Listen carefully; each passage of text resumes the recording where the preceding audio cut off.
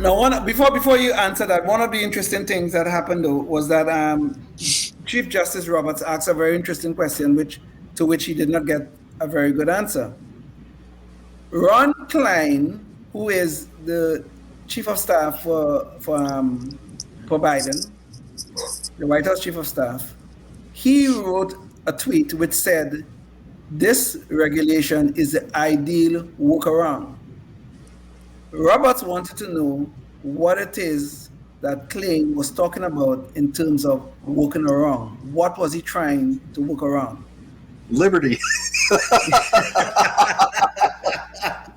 How about or maybe liberty by way of the Constitution? Yes. Because isn't that the whole thing that's being analyzed by the Supreme Court is whether or not just to be clear, because I've been up since 4:30 this morning and I'm a little bit yawny and tired, but just to be clear, we're talking about the vaccine mandate, correct? Yes, the vaccine mandates that was issued by the federal government, the Biden administration, that companies with employees greater than 100 shall be subject to the regulations, and companies below 100 shall not be, as if COVID would know the difference.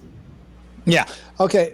So if you splash some caustic material into your eyes in the middle of your work, and you go to the OSHA mandated eye cleansing station with the two little fountains that go shooting up into your eyes, okay.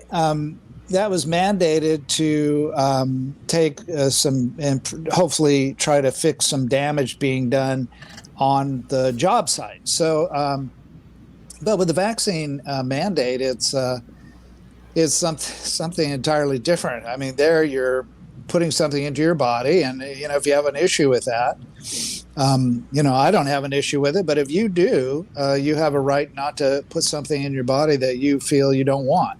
And so that's a different thing than something that's a danger to a workplace. I don't think the analogy that they're trying to draw there, where it's an OSHA workaround, is a workaround. I don't see it. And so we'll see what the Supreme Court says. Anything that we do in life, almost anything, involves some level of risk. Even me sitting right here speaking with you guys involves risk. Who knows, So a plane might crash into my home and kill me, God forbid. But it could happen. But there's risk in everything that you're doing. Yeah. Okay? We've had two of them. One killed a UPS driver, and the other one narrowly missed houses. Both of them narrowly missed houses just recently. Two planes. See, there you go. There you go. Okay. Yeah, so there's risk in sure everything that we do. So the question then becomes, I think, if an employer and its employees have done some sort of risk assessment, whether it's something detailed or whether it's something just in their heads, if they have both done the risk assessment and decided that they want to take the risk of being together in a work site and working to produce whatever goods and services they're producing, why should the government then feel it necessary to intervene in such a case? Why? Jason, go ahead with what you're about to say. But I think there's a couple things going on here. One is questions about what you seem to be raising about OSHA in general, but I think specifically to this case, the idea that OSHA is really designed to specifically be looking at dangers of particular workplaces, not just the dangers of life in general. So, right. I mean, is OSHA going to start, a program for colds and flus every year? At every place? Is OSHA going to start a program for, improper nutrition that might lead you to, not function properly in the workplace? I mean, this is crazy, and it gets right down to almost what you guys were saying. Hey, a plane could hit the building that you're working in. Well, OSHA better have some rules for what happens if the plane hits the building. I mean, it's crazy, right? So I think that's clearly the workaround that they're looking for, which is an abuse of liberty for both employers and employees. But then OSHA in general, from a libertarian perspective, as long as the risks are known, I think that people should be able to engage as they want to in a workplace. If I know that a job is dangerous, why shouldn't I have the right to take that job as long as I'm kind of aware of the risks? We certainly have people who scale bridges and build dams. How many people died building the Hoover Dam and Right.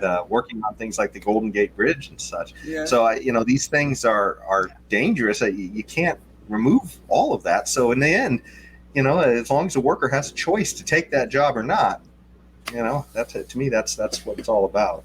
Like the job of a high tension or electrical wire crew Right. that goes in and does that kind of work off a helicopter. I mean, it's one of the most dangerous jobs there is, and it used to kill tons of people. Well, guess what? They figured out how to do it much more safely. It still gets a lot of people. It's still considered dangerous. And, my job as a pilot, it's not without its riskiness. Of course. Even though probably the drive from the airport to the house is the most dangerous part of the whole thing, my whole day. But that's just statistics. And anyway, yeah, we take these things on, and it's beyond the OSHA realm, in my opinion. This whole thing, knucklehead. Totally agree. I totally agree. We can't live in this risk-free society that everybody seems to think that we must live in. Life, liberty, and the pursuit of happiness, always.